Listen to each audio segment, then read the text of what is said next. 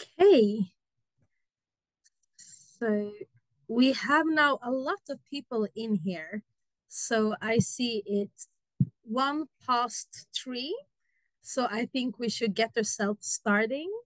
So hi everyone and welcome to this webinar called Mastering the Art of Writing a Scientific Abstract. And it will be Jaap van Netten that will hold in this webinar.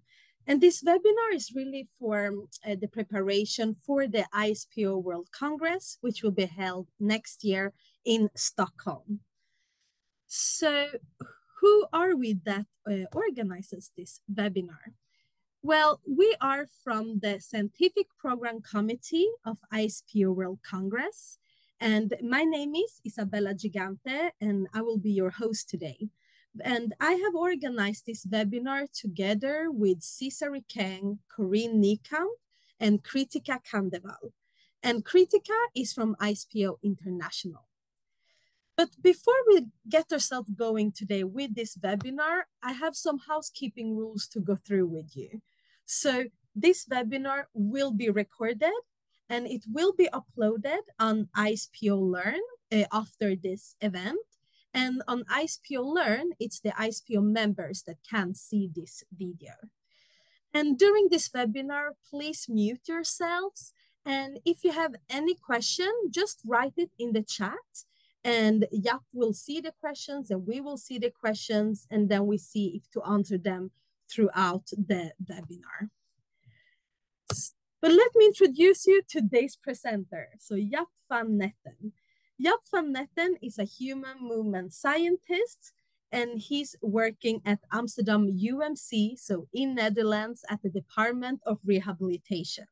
And he's really specialized in clinical research, where he works with research that has to do with diabetes-related foot disease when it comes to both the behaviors, but also to the biomechanics.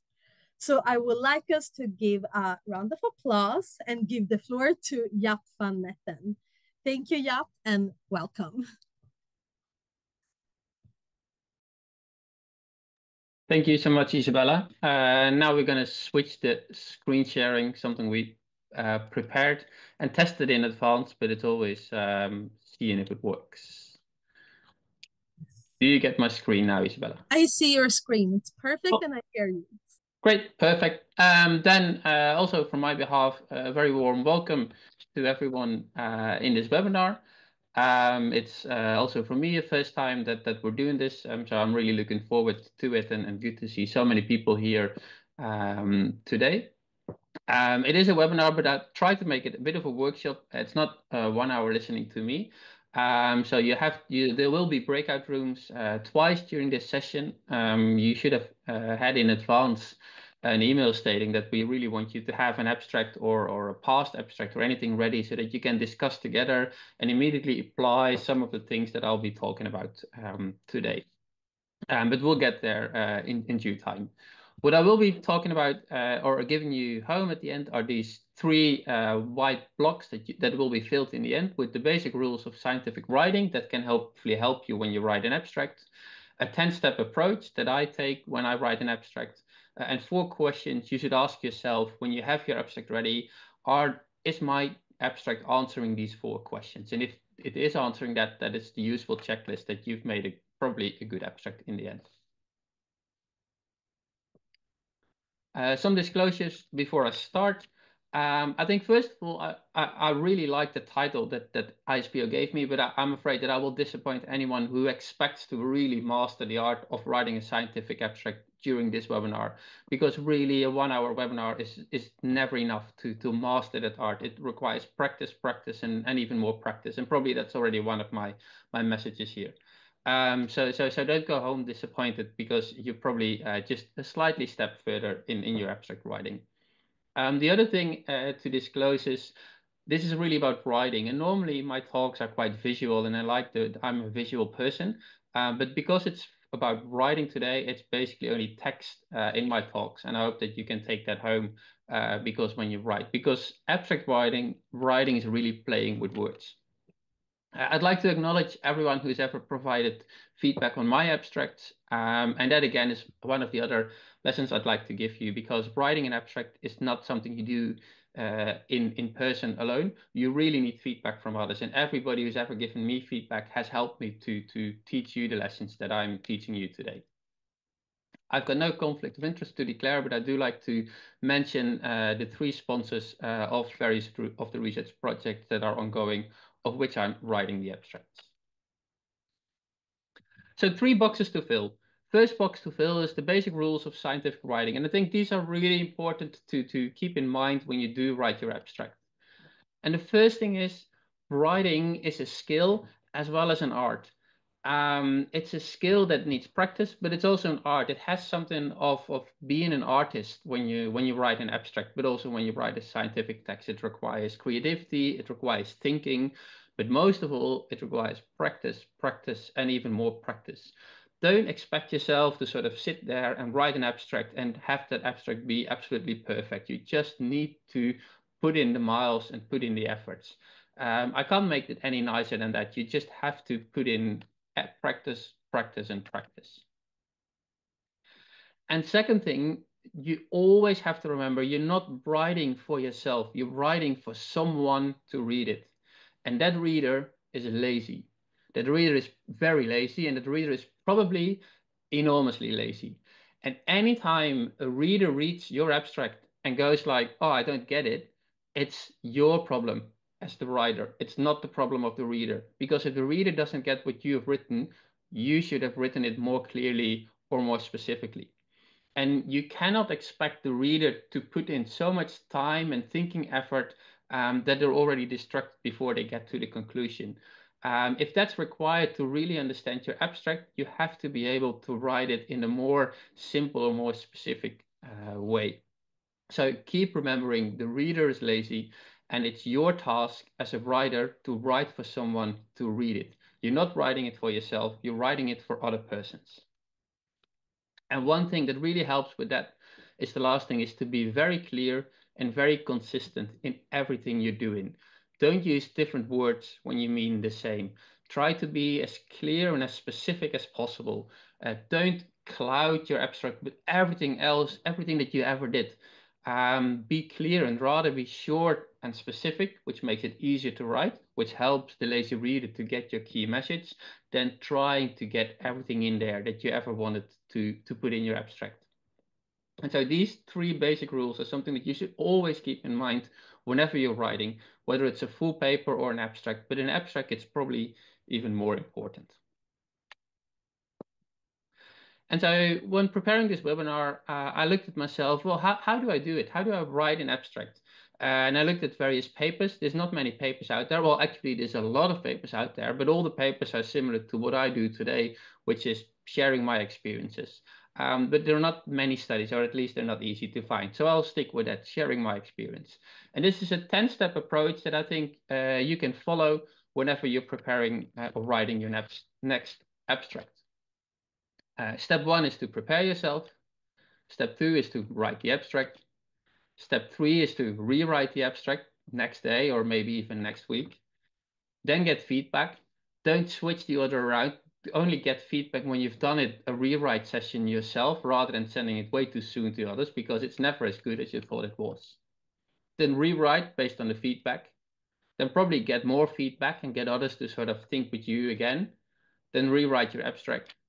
Then put your abstract aside and sort of just fresh your mind, do something else, either spend on another task or another project, or just have a weekend away, and then pick up your abstract again and rewrite it. Because anytime you've sort of taken it slightly aside and spent some time thinking about something else and then reread it, you have an opportunity to have a slightly fresher eye while reading it. And then you go like, wait, this is as clear as I wanted it to be, or well, I'm sort of this lazy reader and I don't get completely what I got. And then you rewrite it again. And then when you're really, really happy, you check everything, and that's when you can submit it. And so immediately from all of this, you realize that writing an abstract is not something that if the deadline is tomorrow, you start doing today. You start preparing it. Well, this webinar is probably a month before the I.S.P.O deadline, so that should definitely help you. During the webinar, I hope to get steps 1, 2, 3, and 4. And that's also why I want to use the breakout rooms to rewrite and to get feedback. But we'll see how far we get in the next hour. So step one is preparing your abstract. Preparing is relatively simple. You read the instructions that are given to you, but the hardest part here is to follow the instructions. And this may sound completely stupid, but I've seen so many abstracts that are not in line with the specific instructions of a journal or of a conference. And again, you're not writing the abstract for yourself because you know what the best way is to write an abstract. You write the abstract either for a conference to get accepted or for a journal to get accepted. And if the conference or the journal gives you specific instructions, then you follow those instructions. And so some of the people who are on this webinar today submitted their abstract to I.S.P.O. So I could read and I could get some examples and see what's happening. And I truly hope that they're not specifically for I.S.P.O. because I saw many abstracts that were absolutely not in line with the specific instructions for I.S.P.O. So prepare yourself, read it, but not only read it, do what's being said. And for the I.S.P.O. 2025 conference, you can get everything via this link, and we'll put it in the chat later on. And so I downloaded those and I read them. Well, what does it say? First of all, the title. The title of the abstract for I.S.P.O. should concisely reflect the content. Please enter the title in title case and a maximum of 20 words. Giving you clear instructions, follow them. I saw titles of more than 20 words. I saw titles not in title case. And so there are other different parts of the title. I'll get back to that in slightly later. Body of the abstract, download the abstract template for further guidance. Well, if they say, if there's a template, do it. And yes, this all sounds really basic, but again, you don't want to feed the number of people who don't follow this exactly when you're organizing a conference. And for I.S.P.O, it's a very specific structure: background, aim, method, results, discussion and conclusion, references and acknowledgements. And again, use that. I saw an abstract that was in the I.S.P.O template, but background was changed for introduction, aim was changed for research question. Again, you're probably right. Background could be a more useful, introduction could be a more useful word than background. But if somebody who you're writing the abstract for asks you to write it with a background and an aim, you write it with the background at the end aim and not with something else. So now I'd like you to use the chat and for me to hopefully to see that it works, because I'm asking you a question, and this is so far it's been a one-way street. But can you please write down in the chat, why is abstract writing so hard? Give me some reasons. Give me something that you think about when talking about writing an abstract. Why is it so hard?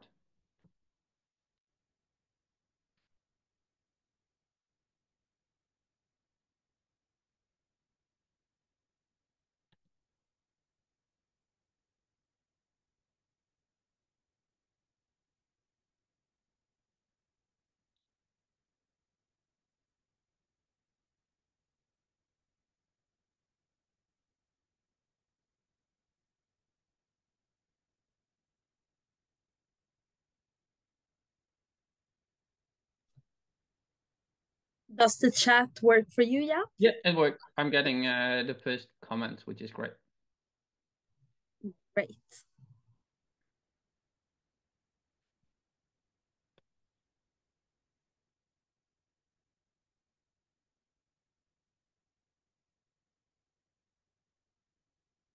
Good. I'll give you 10 more seconds. And I see people adding thumbs up and anything, which is really helpful as well when you sort of want to look what we're seeing here. But I'll continue because most of the things that are there are also on this slide. First of all, why is it so hard? Well, this is the slide that I presented a couple of minutes ago. Because you're writing for someone else, writing is hard. The reader is lazy and you have to be clear and consistent. That obviously all applies to abstract writing. And I saw a few of you writing down various of these aspects. How do I convey everything that I've done? How do I convince the reader that what I do is important? Yes, that is hard. And another thing that was mentioned frequently in the chat, an abstract is really short. And these basic rules of scientific writing are already hard. If you have to do it in a really short way, it's even harder. It's actually much harder. So yeah, that's another reason why abstract writing is so hard. Going back to my screen. Yeah, yeah. Because it's probably one of the shortest scientific writings that you'll encounter. There's nothing as short as an abstract. I think you're lucky for I.S.P.O because you have 400 words rather than 250, which you often see. So that gives you a little bit of slack and a little bit of room to add bits and pieces. Although it can be harder because then suddenly you can not only get your primary, but maybe some of your secondary outcomes in there as well. So you may have to choose even more wisely whenever you're doing that. But the fact that an abstract is so short makes it absolutely hard. And here's the last one, and I also saw that coming back in the slide. There is so much you'd like to tell. You've been working on this project for probably 4 years, if not months. And then you have to strip it down to something that really piques the interest of others. So I think we all agree, and probably the reason why you're here, so there's quite some selection bias here. But yeah, abstract writing is really hard. So now let's go to the two parts of the abstract and see how can we help each other in writing the abstract. First, you start with the title. Although you don't necessarily need to start there, you can also switch it around. But I think the title and the body are two separate parts, and I'm going to discuss that as two separate parts. So the title of the abstract is another way. If you look at it another way, it's probably how to get the audience interested. And I saw that in the chat as well. How do you get people interested in your abstract or in your talk? Because for I.S.P.O, you're submitting this to the conference to get people to listen to your talk. And the title is often at conference the key decision for people. Do I go to this talk? Yes or no? And they look at the title. I think most people are unlikely to really read the abstract before deciding yes or no when they go to your talk or your workshop or anything. So the title is really worth thinking about. How do you pique the interest? And there's various options you have for the title. A title should be short, maximum 20 words, that's what I.S.P.O gave you, but it should also be short enough to be readable, because sometimes a title of 6 or 7 words, it's much better than a title of 20 words. But at the other hand, it's got to be long enough to contain the relevant details, to explain to people, this is what I'm doing, and this is, to pique their interest. And so that requires thinking, tinkering, playing around with different opportunities. There's something for me personal. I absolutely don't like titles with capitals because they're harder to read. It's simply how our brain works. Our brain reads sentences. Capital letters in between sentences are much harder to read. But here you're stuck with I.S.P.O, and I.S.P.O wants you to capitalize all the major words. So again, what I said earlier, follow the instructions, even if you disagree with them from a personal perspective. And lastly, with the title, there are three options, and I'll show them in a minute.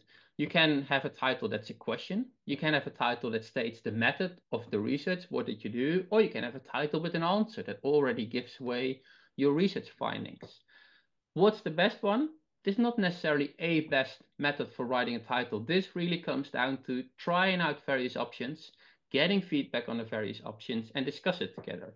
And I'll show you some examples based on the abstracts that were shared before the start of this webinar. So here's a short title: Effectiveness of the Ponseti Technique in Congenital Clubfoot. Nice and short, very clear what it's about. It's about the Ponseti technique in the congenital clubfoot, and the fact that it's studying effectiveness tells you something that of probably what's already been done. But I read the abstract. There's another way of doing it. You could also make it slightly longer. The effectiveness of the Ponseti technique for congenital clubfoot deformities in babies, a cohort study. Still fits being short and concise, but it's slightly longer. It gives you more detail, but requires a bit more effort to read. Which one is the best? I'm not necessarily answering you, but this already shows you that you can have multiple options. And if you have multiple options, then you can start thinking about and you can start playing around, because that's abstract writing. Play with words to see where you'll end up. And here's the other example that I promised you. You can have a title phrased as a question. Another abstract that was shared for this webinar as a potential title: What are allied health professionals' perspectives of actuated assistive upper limb devices and validation methods? Question. So it's slightly long, but it's clearly it's a question. What are their perspectives? And that might raise the interest of readers. They go like, yeah, what actually are these? Oh, probably I may go to that session. But you can also state more specifically what you did. a cross-sectional survey investigating allied health professionals' perspectives of actuated assistive upper limb devices and validation method.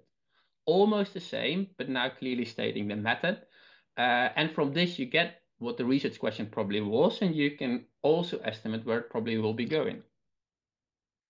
But with the title, you can also already give away your findings and state allied health professionals lack access, knowledge, and methods to assess and prescribe actuated upper limb devices. So one abstract, three potential titles, all useful from similar for different perspectives. And it really is up to you. What do you think could be the most useful title for this specific abstract? And that's what I would like you to do now. So Kritika will put everybody in a breakout room with 2 or 3 people. I want you in the breakout room, write the title of the abstract that you have in the chat, and then chat amongst each other, give each other feedback. Can you make the title longer or shorter? Can you have the title as a question or as a method or as an answer? What do you see when you see the title of someone else?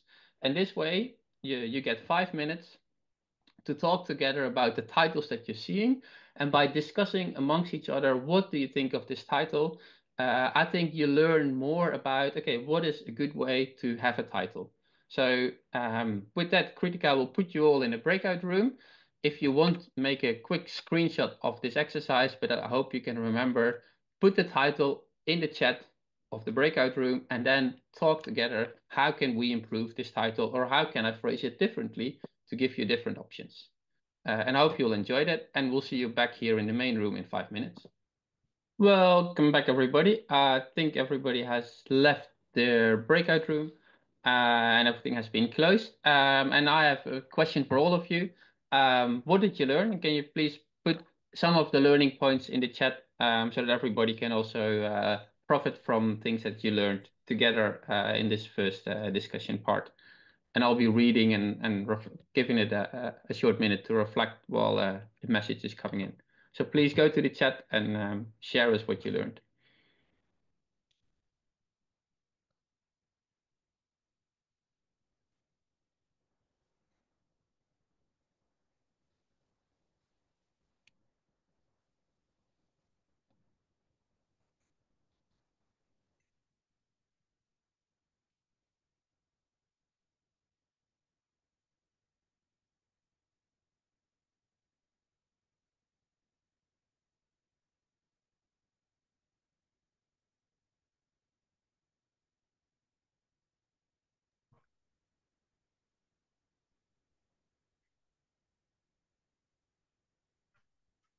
I can see comments coming in now. Yep, I see them coming in too.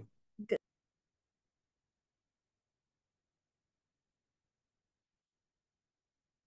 So how do you and some of the how do you provoke the reader to attend the presentation? I think that's a useful one. Also to reflect when you write an abstract for a conference, your title may be different from writing it for a manuscript when you go to a journal. Because decisions to read the journal paper may be different from decisions that people make on to going to a conference talk. So with conference talk, you might play around a little bit more, provoke a little bit more than with a journal title, which might have to be more informative or more specific. So that's good sort of to realize.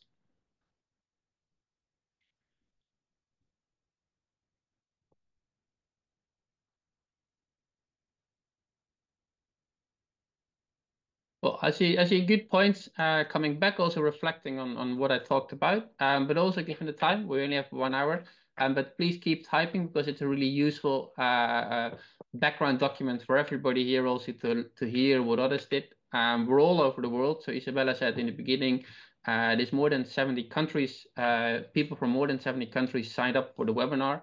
So yeah, we really can't meet in person, but this is a good way to sort of still interact. And hopefully we can all meet in person in Stockholm next year.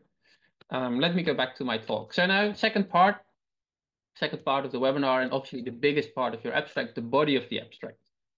And here you come to the last question or the last box that I want to unfold for you is how do you go from a research question to your research answer in 4 or 5 questions that you should ask yourself that the abstract should then tell you, and that you can ask yourself in the end to check, does my abstract do the job? First, you go to the background. Why do you want to answer this research question? Because the background should really sort of is the second opportunity that you have to provoke and to get the attention of the readers. Why is this work important? You don't want to overstate sort of the importance. It's not that all our abstracts are going to be groundbreaking, solving all the world's problems, but still you want to get the reader's attention. Why is this relevant? Well, then obviously within the aim, you get research question, whether it's stated as an aim or a question, depending on the rules La for the patiente est specific capable de abstract. marcher son batterie. Then in the method, you should answer the question, what did you do to answer your research question? And in the results, what did you find? And finally, in the discussion and conclusion, what is the answer? And if you have a little bit more room, what does it mean? So that's the fifth question that you can answer yourself. And when you've done the body of the abstract, you can use these questions. Is it clear why I wanted to answer this research question? Is it clear what I did? Is it clear what I found? And is it clear what the answer is to my question? And here again, in the body of the abstract, stick to it. Rather than trying to answer three different research questions, even though you did so in your studies, stick to one question, one method, one result, one answer, and then start to play around if you have a little bit more room. Some examples again, some of the people who submitted their abstract before and for this webinar to be able to get some feedback. I read a couple of backgrounds, and here's the I.S.P.O rules were quite specific, 70 words. Couple of the backgrounds that I read were 100 words, even 110 words. So you're already a little bit too long. And the second thing in the background, you can also ask yourself the question, so what? Why is this research being done? And there were a couple of background sections that I read, and I was going like, so what? Why is it needed? What's happening here? And I know sort of in between the lines and from knowledge of specific fields. But at I.S.P.O, people are coming from different backgrounds, prosthetics, orthotics, footwear. I'm a footwear person, so I don't know much about prosthetics. And I read one abstract and I go like, well, why is this relevant? What is needed? So if that question still lingers after the background session, try to improve it. Try to be more specific. Why is this question relevant? Then into the aim. The aim, the rules, 30 words. Well, this is an aim that's exactly 30 words. This paper presents the design process followed to obtain an auto-adjustable socket for transfemoral prosthetics, able to adapt to the stump's volume variations, providing safety and comfort to the patients. And I thought like, well, can I rewrite this to be slightly more specific and slightly more stimulating to read? And here's an option that I came up with. Alternative, we aimed to design an auto-adjustable socket for people with a transfemoral prosthesis and investigate its effectiveness, safety, and comfort. So how do I go about? How do I go from this example to the other one? Well, first of all, try to be more active. A paper is not a person, a paper is not doing anything. Whereas if you say we, it appeals more to the reader. It's often much more easy to read. Not this paper presents, but we did something. Then we aimed to do something. It's the aim that you're writing about here, and present the design process. That sounds a little bit boring. It's like, oh, I'm presenting something. No, I really did something. I aimed to do a design. That's a way to sort of make it slightly more attractive. And then in the end of this part, it is providing safety and comfort. Well, but show what you did. You investigated the effectiveness, safety, and comfort of an auto-adjustable socket. So the aim is to investigate what's happening. The aim is not to have something that provides. That's a research sort of finding in the end, whether or not it's doing it. So in the aim, be really specific. What did you aim to do? And that's going to be written in the abstract. So maybe some of these help you to reflect on the aim that you're currently writing. Continuing with the body of the abstract, the methods, 100 words you get from I.S.P.O, so there's quite some room for there. One thing that stood out again for me, avoid abbreviations at all costs. Go back to the rules of the reader. The reader is lazy, and abbreviations are something that may be familiar to you, but often not to the general reader. Some examples what I found. To investigate the main effects of AP on FPA, or the DST will be digitally developed on the PADA platform. For both, I have no idea what that sentence means. And I could find it because you could look in the abstract and you could find out somewhere else in the abstract what AP meant and what FPA meant. But that meant for me as a reader, going back to another part of the abstract, try to read it again, try to then understand it. No, I'm lazy. I've already left it. You're writing for the reader, not for yourself. So avoid abbreviations and abstracts at all costs. And yes, every now and then you may have to add one, but really, really be cautious about it. Think about it and first exhaust all the other options of either avoiding it, using other words, or trying to do something else. But don't put abstract abbreviations in there because they just make it harder to read. Then to the results section of your abstracts. Results contain numbers. And this is something that I even see still happening around us in our research group, but also other parts. A results section has numbers. That is the key of the results. Don't use words. Try to use as many numbers as possible because you are specific. Some of the examples I found, the most popular, but then without stating what is the most. Is that 51% or is that 99%? Both could be the most. Obviously, completely different meaning. Or improved comfort. Well, if I go from a FOSS scale of 5 to a FOSS scale of 5.1, I have improved comfort. But if I go from 5 to 9.9, I also have improved comfort. So again, use the numbers. In the results sections, you need to have numbers. If there are no numbers or not enough numbers, immediately sort of have your light go on and go like, oh wait, I need to do something else here. I need to put in numbers because otherwise it's less attractive and it's less specific. And then finally, in the discussion and conclusion, try to be as specific as possible. When people go from A to Z in your entire abstract, they may understand what you mean when you write, for example, there was an effect of plantar pressure on foot ulcers because people read the results and they saw that higher pressure gave more foot ulcers, and it's also in line with your hypothesis. But you also want to write the discussion and the conclusion in a way that people have only can read that sentence only and still know what you mean. Because the exact same sentence, there was an effect of plantar pressure on foot ulcers, can also be written as higher plantar pressures were associated with higher foot ulcer risk. The second sentence is very specific and leaves no doubt about what the finding of your study was. So reflect on your discussion, reflect on your conclusion, and is it clear? If I only have this specific sentence, does someone else understand what my conclusion is? So having said all of that, now it's time for the real action in this one. We're gonna go make breakout rooms again. And hopefully one of you in the breakout room has an abstract. So even people who are currently not working on an abstract, you can still read someone else's abstract and give feedback. So have a discussion together. Who is currently working on an abstract?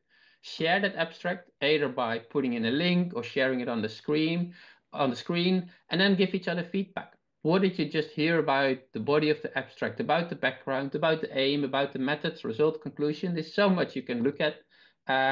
Give each other feedback, discuss together. What do I see in this abstract and what is there that might be improved? This is a bit longer, so you'll get 10 minutes. If you are in a breakout room where no one has an abstract to share, come back to the main room and Kritika will try to appoint you to another room. Welcome back, everybody. As far as I can see, most people are back here. I hope you've had some good time together in the breakout room, learned from each other. And again, that's some of the other things that I really hope to share, or as a take home message. Get feedback from others, do this together, and our joint knowledge from everybody, not only in this webinar, but in the field of P&O, can make so much better science than if we sort of stick to working in small groups. So I hope that you get inspired by that and get some useful feedback.